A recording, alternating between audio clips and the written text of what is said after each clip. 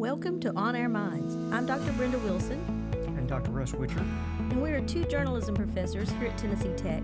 On this podcast, we sit down with other faculty and talk academics, personal interests, and teaching experiences.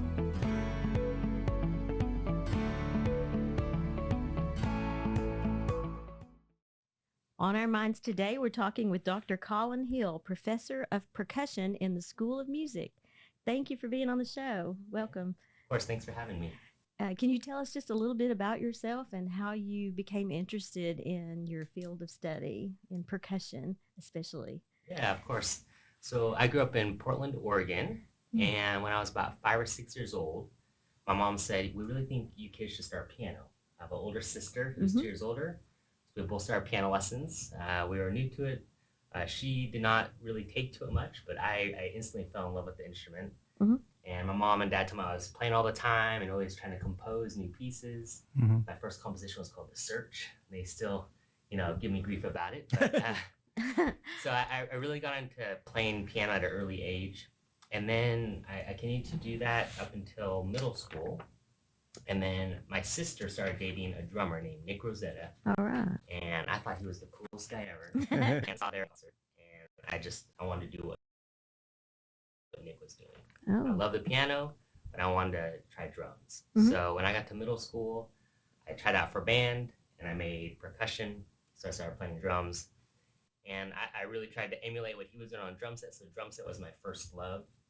With percussion, we can do a lot of different instruments. We can do snare drum, we can do auxiliary percussion, drum set, hand drums, there's a lot of stuff. But drum set was something I really was interested in early on. So I formed a garage band. And we used to play at school lunches, and we used to practice in the mornings. And so I got that taste of, being quote unquote a rock star for a little bit. And then when I got to high school, I really got into marching band and drumline, and that's what really kind of grabbed me. And it's just a unique culture, and I started doing the high school marching band, playing snare drum. And then there's a summer activity called drum corps. And essentially it's for people 16 to 21. So you have high school students and you have college students, and it's marching band at the highest level. So it's a summer activity. You tour the country for 3 summers. My sophomore summer, my junior, my senior summer of high school. I toured the entire United States for 2 months That on a sounds like bus. a great experience. Yeah, with 150 other people. And so that's really, in high school, I was just totally dedicated to marching band and drum corps. So when it's time to think about college and degrees, it was just, it was a really easy decision. I was so involved with music and wanted to do that. So that's what kind of launched me into it. And then early on, I knew I wanted to be an educator. I love playing, but my heart was in teaching. So from my undergrad on, I kind of knew I was going for the college professor position. Yeah. Okay. Good. You've been director of the School of Music here at Tech since 2020. And I was just looking at your CV. You mentioned the BS in Music, Live Audio Arts and Science degree, which started in August of 2023. Tell us a little bit about that. Yeah. So one of the things when I became director, my dean, Jennifer Shank, dean of the College of Fine Arts, we talked about, what's the vision and what's the direction for our school music. We really needed to recruit. Our numbers were low. And so not only do we need to get out and visit schools, but we need to create some new degree programs that are interesting and up with the times of the field of music. So we developed that degree as well as a few others, but I'll talk about this one specifically. So this degree is underneath a new degree that was developed in 2022 called the Bachelor of Science in Music. And we wanted to create a degree that was not the 2 traditional degrees we had been offering for many, many years. We've been offering a music ed degree and a music performance degree. And those are definitely the 2 most popular career paths in music. But we have found that students have wanted other career paths. For example, there's a lot of jobs on the industry side, right? We have instrument makers. We have music agencies. We also have a lot of nonprofits. We also have sales in musical instruments. So all these areas students have interest in. So this Bachelor of Science degree was to address that. And the first kind of concentration we formed underneath it was actually a degree option, was the Live Audio Arts and Sciences degree. So This degree is incredibly unique, not only to Tennessee Tech, but actually nationwide. Okay. We've only been able to find one or two other programs in the nation that offer a program like this. Right. And so what's unique about it is that it's focused pretty much 100% on live audio. Mm-hmm. And that's different if you look around our state. You have programs like MTSU, Belmont, Memphis that have wonderful music technology, music degrees, but they're all on the recording studio side. Mm-hmm.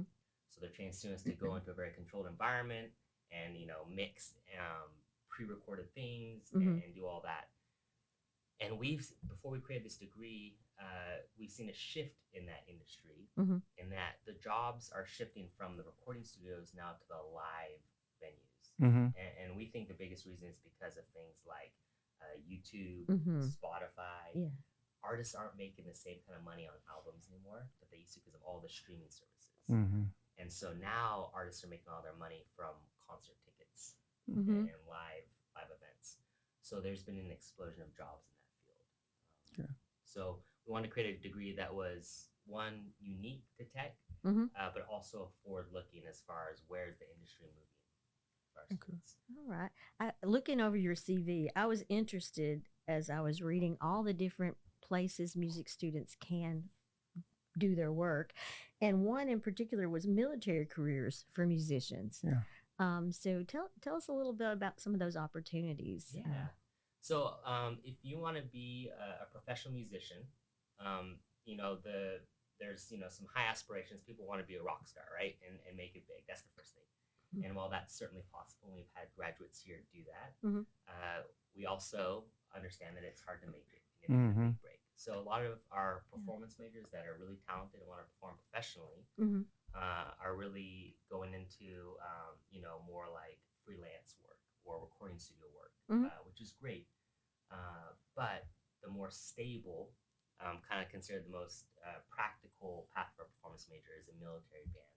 Yeah. Just because one, it's a stable salary, government position, rate benefits, and for certain instruments, like for example, euphonium and saxophone, there aren't jobs in orchestras because those instruments aren't used really in traditional orchestral literature, and so those students that perform in major in performance, they have limited performance opportunities for those instruments. And so for saxophone and euphonium, military bands are kind of like a ideal job for those students. How competitive are those getting those positions? They're very competitive. Very, I would imagine so. Yeah. Yeah, there's different levels. They have kind of regional Army Reserve type positions where you go in and do a weekend service, once a month, and then they go all the way up to the president's own bands that are at all the big Washington ceremonies. Right. They see a lot of history, like current event, interesting situations, I'm sure, events. And those are extremely competitive. The players in those top military bands are top tier in the nation. Yeah. I'm the advisor to the radio station here, and we've had several music majors to work in management at the station. And almost without exception, they always talk about how time intensive the music major is. I was reading an interview I think that you gave earlier to Tech, and you were talking about a math class ends eventually, but a music class really never does end. Yeah. Oh, really? Yeah, that it's always something that can get better. It's an improvement in practice and practice and practice. Yeah. Absolutely. So just talk a little bit about, I guess, maybe a day in the life of a music major here at Tech. Yeah, absolutely. So, I've seen the music degree at our institution, but as well as many other major institutions around the country. I went to 3 great music schools, and our degree here is not unique to Tech. I mean, this is kind of all music majors nationwide. So I'll start with that. The degree is just very busy. One is because there's so many very specific skill sets that our students have to have. So they, of course, take private lessons and they play in ensembles, which is kind of the most obvious. But then they also have to take academic classes, things like music theory. And they take 5 semesters of that, sometimes 6, depending on their degree. Music history, piano class. All music majors have to take piano, Mhm. even if that's not their instrument, Mhm. right? 'Cause there's a lot of just basic music fundamentals reinforced to the instrument. They have to take ear training classes, and because so there's all these different skill sets that they have to develop. A lot of our credit hour are 1 or 2 credit hour classes.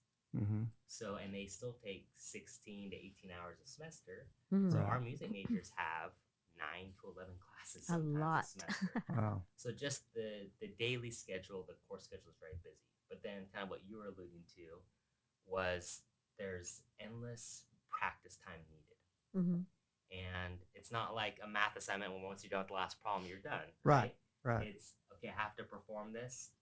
Can I do it again at that level? And Mhm. I'll try it again. The practice, and nope, I messed up that part. I gotta go back and work on that part. Okay, fixed it. Do another run through. Okay, that part's great. Now I messed up this part. Yeah. And so not only is it knowing it and preparing it very well, but it's being able to replicate it when you're nervous. Mhm. You know, Yeah. I tell In front of a students- crowd. Yeah. I tell students that your worst run through has to be at an acceptable level because you just Right. don't know in live performance. Mhm. You know, That's a I'm- great life lesson, though, isn't Yeah. it? it is. Continuous improvement. That's right. Yeah. And one thing I'll say about that is it's a different type of pressure for music students. You know, going back to the math example, I don't want to harp on being a math major. 'Cause I love math, but Math you know, and music kind of go well They together do, too. they do. Yeah. Yeah. Mhm. But you know, if you fail your math test, only you and your math professor and maybe your parents can see your GPA know Yeah. about it, right? But in music, you are out on stage. If you're giving a solo and you totally bomb it, you know, it's a totally different level of failure when your Mhm. peers, your professors, the general community are watching you fail. On Is that stage. your pep talk before they go Right. out? Right. I kind of do the opposite, actually. I hope Music is a confidence activity. Once you get in your head, it's Yeah. very, very hard to be successful. so. Yeah. Yeah. So all that to say is, you know, the students that play at a really high level spend endless hours in the practice room. Right. Mhm. We're talking 4 or 5 hours a day. And, you know, the players that aren't as successful, there's always that correlation. They're just not spending as much time in the practice room. Mhm. Yeah. Maybe because they don't have time. Maybe they're working a part-time job. But it does require a lot of hours, a lot of personal dedication Mhm. to get to where it needs to be. For those who love it, it probably doesn't seem like practice, right? Right. It's just like breathing. They want to do it. So I saw one of your research projects had to do with 10,000 hours, I Yeah. guess, of prep, of Wow. practice. Tell us, what did you learn from that Yeah. research?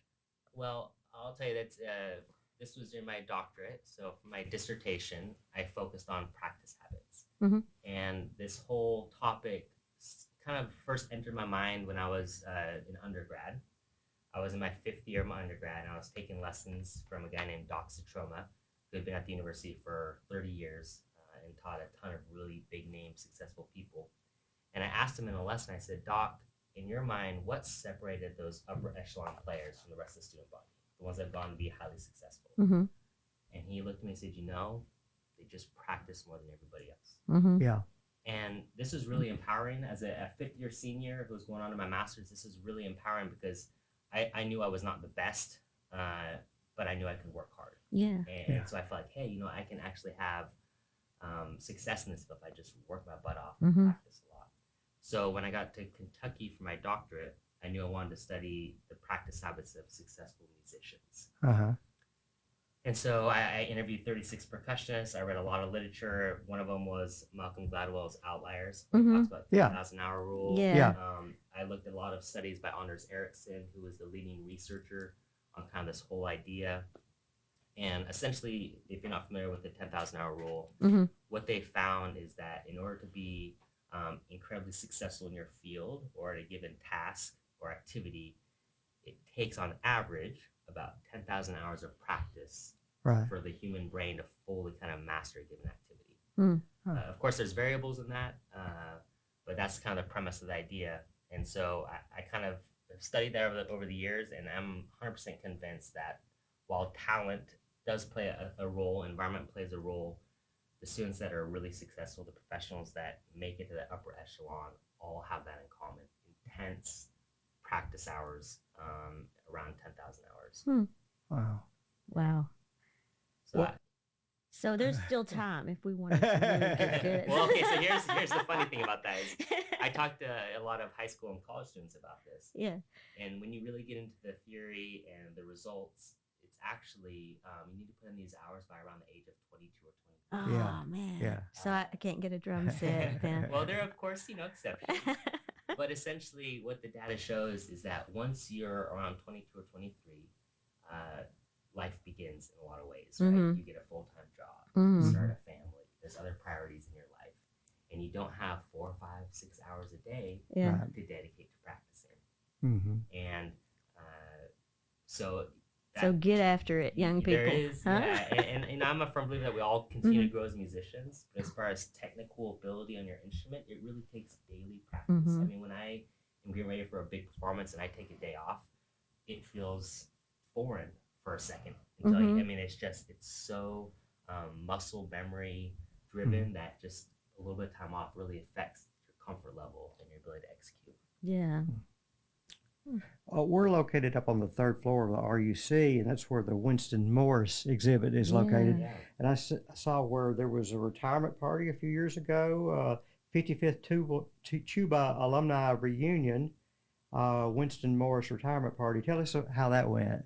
Yeah, it was an amazing night, and celebrated an amazing person and an amazing career.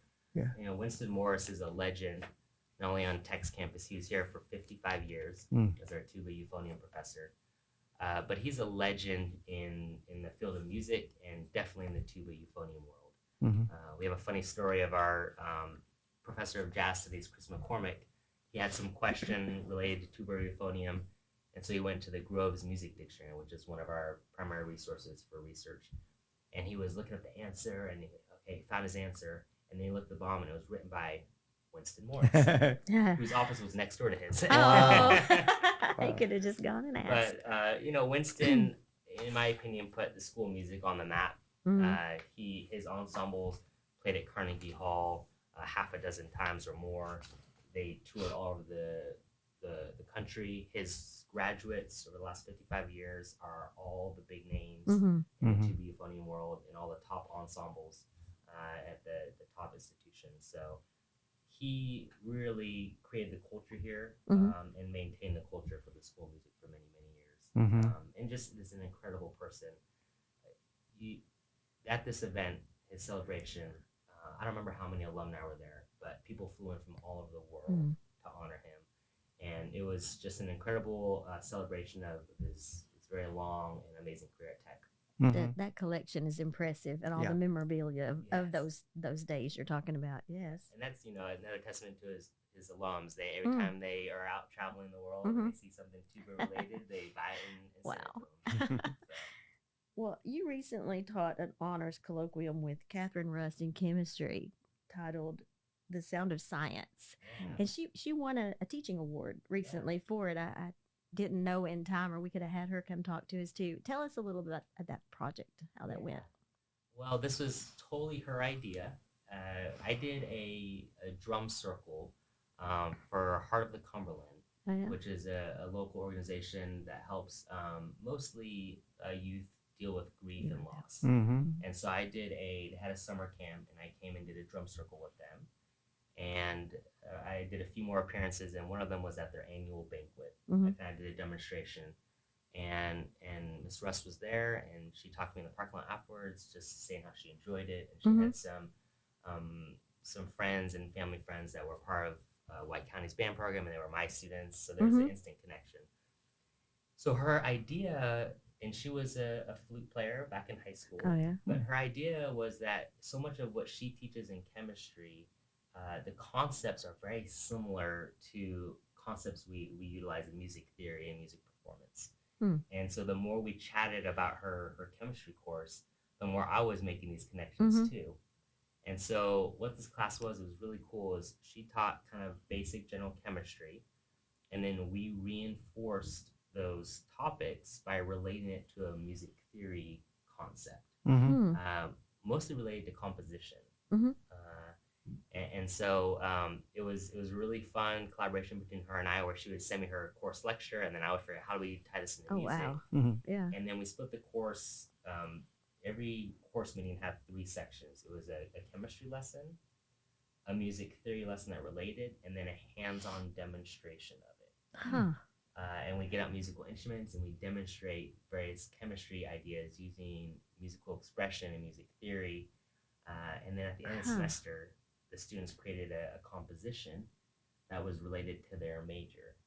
Wow. And so, So this is all majors, not just chemistry majors, but it's a gen ed. Yeah, it was an honors class. colloquium. So Okay. it was any honors students, but we had, I think, 13 or 14 students in the class, and they were all different majors. Had they had musical background, most only of the had- students? No, actually No? not. We had, Oh, wow. I would say maybe about half had some sort of musical background, whether it was piano at a young age or high school band, but only one was a music major, and the rest, and there were some that had no musical experience or knowledge, and it was amazing as a music professor to see what came out of their projects. You would think that the non-music students would, there wouldn't be as sophisticated stuff, but actually they were some of the most creative for the non-musicians. Right. Because they had a blank slate, Yeah. no expectations, no inhibitions. Huh. It was a really fun experience, great group of students. That sounds like a great way to learn chemistry to me. Oh, yeah. Yeah. It's fun. I was looking at your CV in terms of some of your activities, and something that really jumped out to me was that you're the faculty advisor to the busking club. I saw that too. Tell us a little bit Yeah, about I'd love to that. know about Yeah. that. So we had a music major, saxophone major named Garrett, and he came to me and said, we do all these formal concerts in our auditorium, and some of the community, some of campus community comes, but why aren't we out playing just to the general population on campus? I mean, Centennial Plaza, there's Walking people walking past, by, yeah. have a nice day. Why aren't we out there sharing our music with everybody? And so I thought it was a great idea. Any kind of performance experience is great for I our love students. that too. In cities where you walk past and there's a Yeah. music playing right Yeah. there. Absolutely. So they've done a great job. They've done, just kind of like little pop-up things and also a Yeah. few kind of organized events. But it's just a great creative outlet for our music majors. But we've also come into contact with a lot of students that love music, play music, but aren't, classically trained, so to speak. Learn on their own or have a garage band. And so we've also been able to incorporate some new types of students into the music program and into our community via this club. Okay. Yeah. Hmm. It's neat. Well, do you Well, you have another question? I actually just wanted to follow up on something that actually you told me. Of course, this is a podcast, and Dr. Teddy Birch is our teacher podcast. He talked about that your Are y'all students might partnering be with the podcast students? part of that. Yeah, we would love to get, again, Yeah. any performance opportunity for our students or chances to talk about what they do and educate the tech community and Cookville community is something that we definitely advocate for.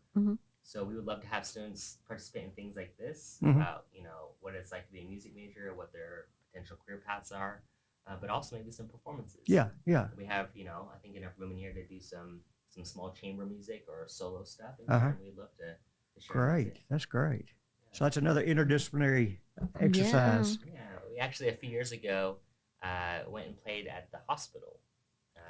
They were nice. able to feature our students in like an hour-long concert, and essentially they played in a room like this, and then they piped the audio through all the patient rooms. Yeah. So that was a really neat experience for them. Yeah. Yeah. Well, we sometimes ask that question: is how does your field of study, enrich our lives?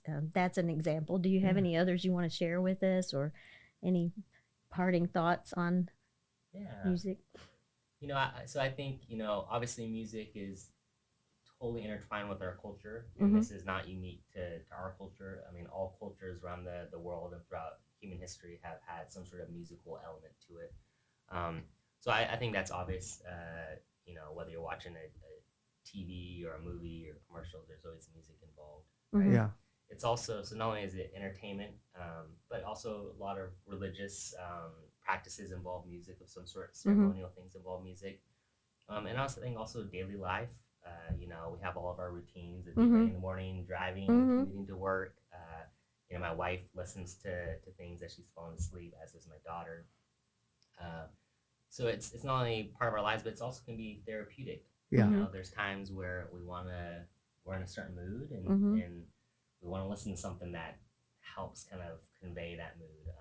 You know, I was a big skier in high school and I was on the ski team growing up in Portland, Oregon. And me and my friends, every time we get to the parking lot to get our gear on, we blast the same Red Hot Chili Pepper song. Can't stop. Yeah. Get ready for the day. So, you know.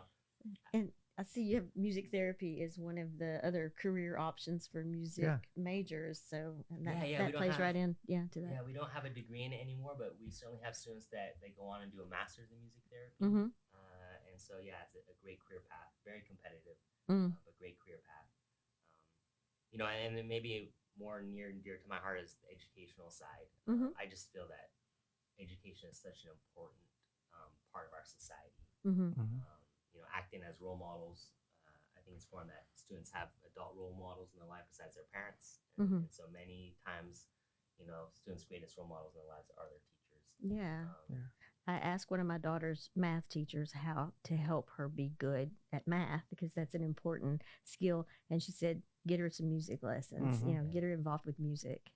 So, and it worked out really well. So. Yeah, music's unique in that, you know, it works both sides of the brain. You know, you got your left side, the analytical, the language part, and you got the right side, the creativity, spatial awareness, and all that stuff. Definitely, it's unique in that it crosses both sides of the brain. And, you know, the last thing I'll say is just it creates a really unique community, especially at the high school level. You know, a lot of students don't really identify with sports or certain groups or cliques, but band, choir, orchestra, it's usually a very safe, welcoming environment. And so I just think it offers so many great things to our students and our society. Yeah. Well, thank you for talking with thanks. us. It's been good to have you on the show. Thanks for having me.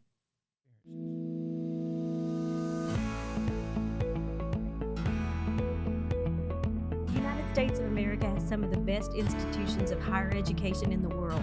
People come from countries all over the world to study here. We'd like to think the faculty are a big part of what makes our colleges and universities so attractive. Most academics spend their entire careers studying their chosen field and its many facets, while others may focus on one particular part of a topic and go in depth to learn all they can about the specifics. You may ask, why? Why would someone devote their life to studying a certain field? On this podcast, we're asking that too. We're also just having a good time getting to know the interesting people on campus we wouldn't otherwise have an opportunity to chat with. We're talking with our colleagues about their chosen fields of study, how they got interested in the subject, and what they've discovered about it so far. We hope you find our discussions as interesting as we find our fellow academics. Some topics we discuss overlap the general education courses all students getting a college degree take, while other topics are in subjects students take in upper level courses for their major. And some topics are even more specific than that. You may not study them unless you're getting an advanced degree. So listen closely. What we talk about may be on the quiz.